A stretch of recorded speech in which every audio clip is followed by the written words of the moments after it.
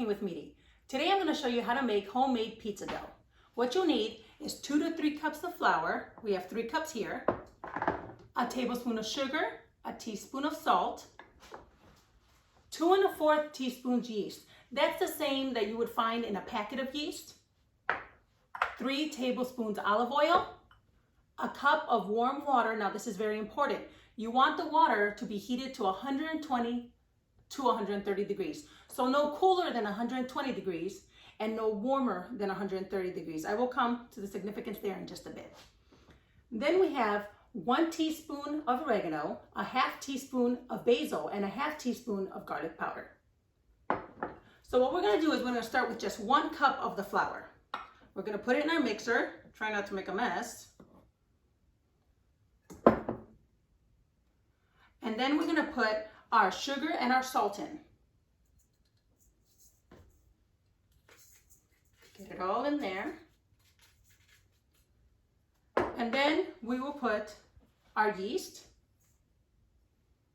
And I will just mix that up in there just to get it combined a little bit. And then I'm gonna add my 3 tablespoons of olive oil.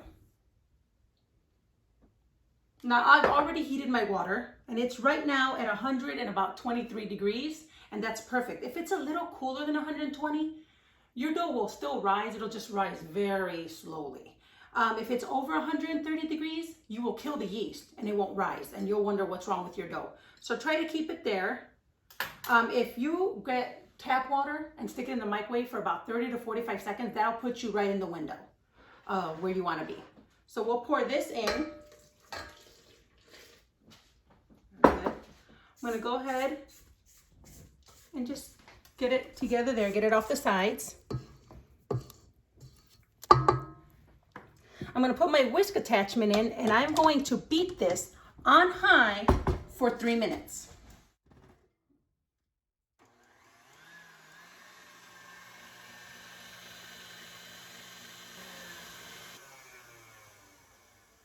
Now it's been 3 minutes. I did scrape my bowl once at about the 1.5-minute mark, just to make sure that things weren't sticking to the sides of the bowl. I will now check it one more time and looks good, looks real good.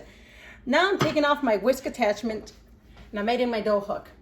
If you don't have a KitchenAid to do this, that's okay. At this point, you will add what I'm adding and then you'll just, knead it by hand. It'll take you about 10 minutes. At this point, I like to add my basil, my oregano, and my garlic powder. Just throw it in there. And remove this here until I'm done.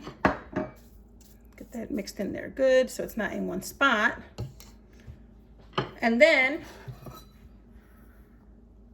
I'm gonna add most of my flour. Not all, because I may only need the 2.5 cups versus the 3. I think I'll add a little more. I'm gonna leave a little bit in my bowl. I may use it, but I don't want a stiff, heavy dough. That's a problem too, because you don't want it to be like it's bread dough that you're gonna shape and soft. You do want it slightly tacky, so you can always add more flour. So I'm gonna put it on the low and let it mix. And again, if you don't have a dough hook or a machine like this, you just knead it by hand. This machine will probably take about 5 minutes once it's incorporated. Right now it's still gathering. But once I feel like there's enough flour, I'm not gonna have to add any more flour. I've got what I want, then I'm gonna let it go at this speed for 5 minutes. Again, if I was doing it by hand, once I've got everything incorporated, I would knead it for 10 minutes. So here I'm looking at it now, and it's still coming together really good. I think I'm gonna leave it and not add any flour, at least for now. And it's mixing in together. You see how it's coming off the dough? That's what I want. It still has a little bit of sticky to it, and that's what we want because we want it to roll out easily. Okay, now I'm gonna start counting my 5 minutes. It's all together now. It's been going for about 3 minutes, and you see how it's sticking to the bottom like this? I think I'm gonna add just a little more flour to help with that while it finishes kneading.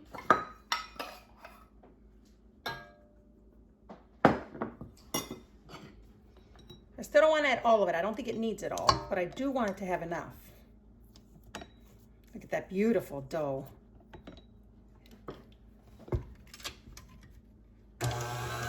And continue letting it knead.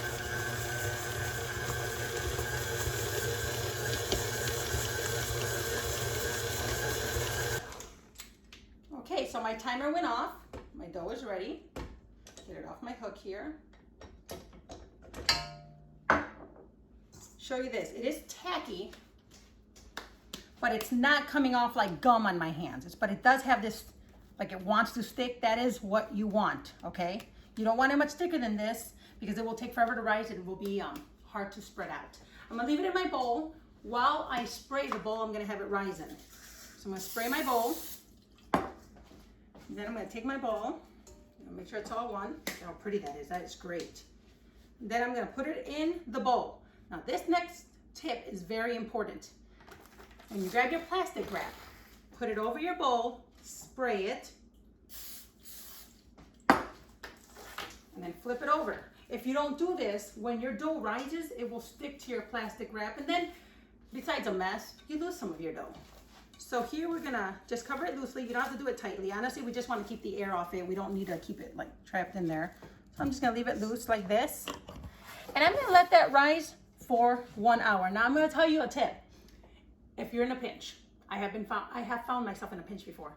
You really could roll it out now, but you're giving up how much dough you'll actually have. This dough, you'll cut it in half for 2 medium-sized pizza pans. I have large ones, so I use 1 per pan. But if you have your just normal-sized pizza pans, which I'll talk to you about that in just a minute, you can actually do 2 pizzas. But if you were to roll it out right this second, you'd only get 1.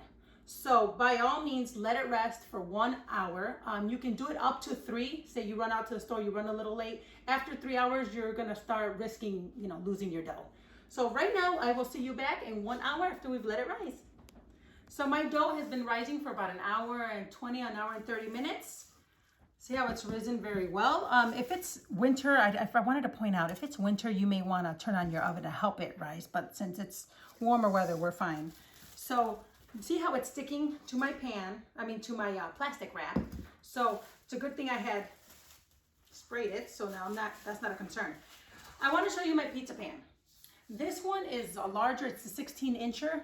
When you look online, people tend to buy the 12 to 14 inches, which is more like your small, medium sizes.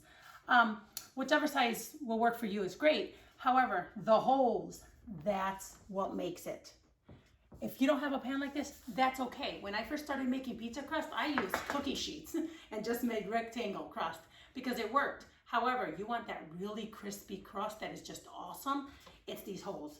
And you know what? It doesn't have to be a name brand. I looked online and they can get pretty expensive. I found this one for $6 at a store when I was just shopping for other items, and it works perfectly. So the size is up to you. If you get a small or medium, you cut this dough in half, you can make 2 pizzas.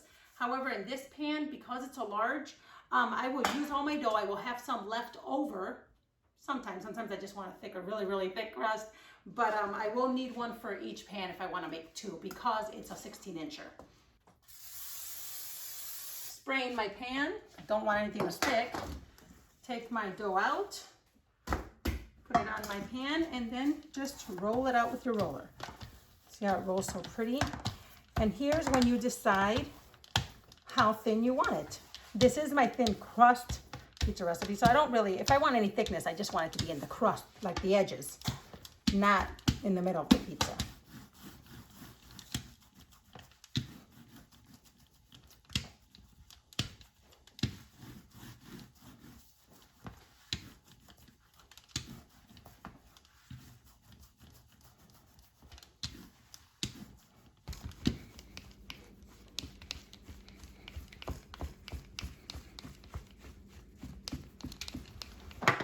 Okay, so now that I've finished rolling it, I've opted to just leave the extra dough in. I do want the higher crust this time around, and I just press it against the edge like this, and that kind of helps ensure that I get that nice crust all the way around.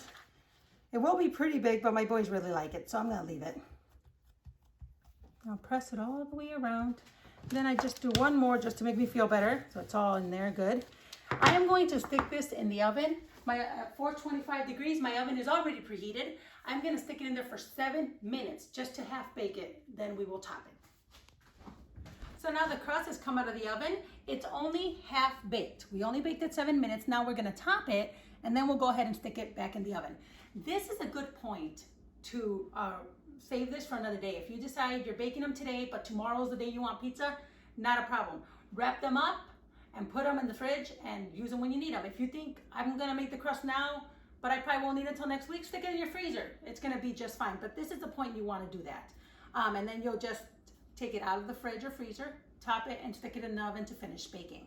So now I've got, this is the one we prepared together. I do have another one here because I wanted to show you there's two different ways that our family tops our pizzas. You, of course, can do whatever you'd like. These are some examples of the toppings we like to use. First, I will start with the pizza sauce that I will add.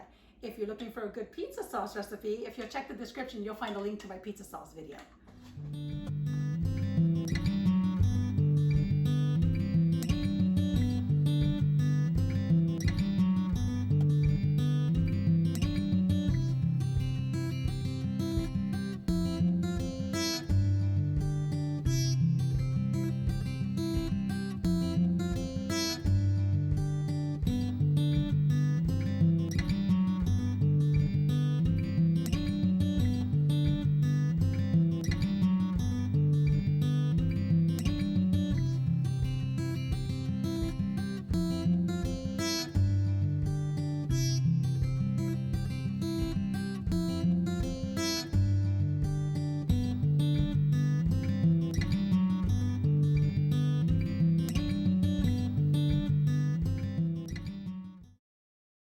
And there you have it, 2 beautifully homemade pizzas. Let's cut one up. First, I'll go ahead and cut the one closest to me. You hear that crisp? You hear that crunch? That's your crust. That's this pan. And there it is, your first slice of delicious homemade pizza. I hope you enjoyed cooking with me today. And if you enjoyed watching this video, I really hope that you try the recipe yourself and find how delicious and how easy it can be to cook your own pizza at home. If you like this video, go ahead and check out my other videos and feel free to subscribe so you don't miss the future ones. Thank you for cooking with Meaty.